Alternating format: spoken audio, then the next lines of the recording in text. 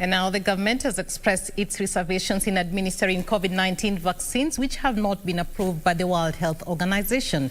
Health Cabinet Secretary Mutahi Kagwe in the daily COVID-19 status update said Kenya is treading cautiously despite claims of a 90% effective COVID-19 vaccine developed by an American company, Moderna. Now, Moderna says preliminary trial data shows its coronavirus vaccine is more than 90% effective.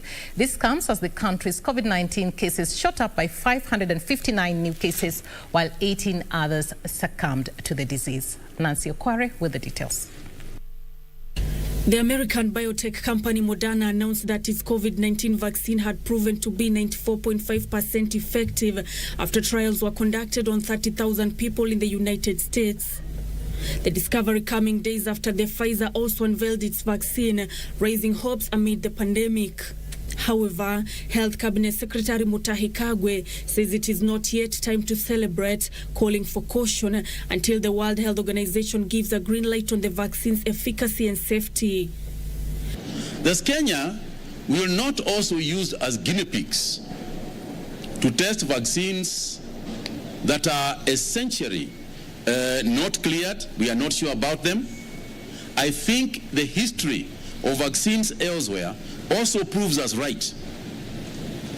And if you look at some of the side effects that we have seen with vaccines that have already been launched, then you can understand why we want the vaccine yesterday, but we are also cautious.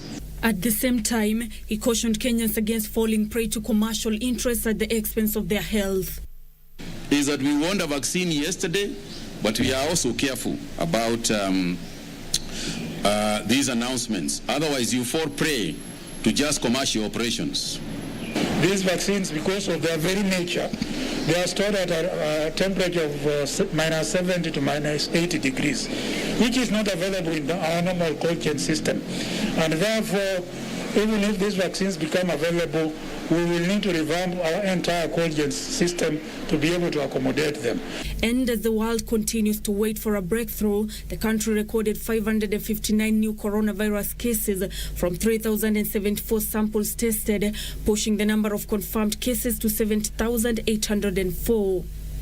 Within the same period, the number of fatalities rose to 1,287 after 18 more patients succumbed to the virus, while another 478 made full recovery. The health CS cautioning against flouting of COVID-19 guidelines, especially during funerals and weddings, despite the second wave of the pandemic hitting hard. Today, you hear of funeral meetings all over the town. You hear of wedding meetings all over the towns. I am urging Kenyans that this has to come to a stop. In the meantime, the CS held talks with officials of the Kenya Medical Practitioners and Dentists Union to discuss the healthcare workers' welfare in light of increased infections among them. Further, the CS has called on county administrators to be on high alert to curtail the spread of the virus within the administrative units. The attack rate in the country is different now from county to county. And it may be necessary to take measures within counties that we are not taking in other counties. This comes as medics were challenged to ensure proper use of PPEs while attending to patients to minimize chances of contracting the disease. Nancy Okware, Channel 1 News.